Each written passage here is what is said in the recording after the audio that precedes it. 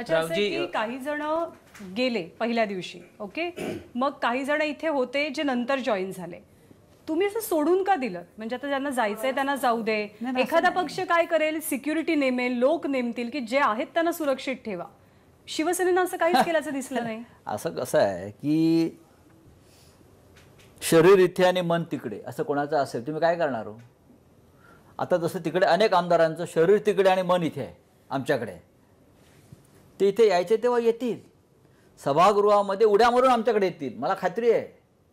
ज्या दिवशी ही सगळे जसा मेंढरांचा कळप असतो ना, तो एकदा बाहेर पडला की असे त्यांना मोकळं रान मिळतं, तसं जेव्हा सभागृहामध्ये येतील, त्या प्रांगणामध्ये येतील, तेव्हा तुम्ही किती भिंती तिथे घाला, ते उड्या मारून आमच्याकडे येतील. हे तुम्हाला चित्र दिसेल. राऊजी, दुसरा आता पर्याय नाही आहे आमच्याकडे. राऊजी, महाराष्ट्राने उद्धव ठाकरेंची आणि तुमची दोन प्रकारची संभाषणं ऐकली. पहिल्यांदा जेव्हा उद्धव ठाकरेंनी साथ घातली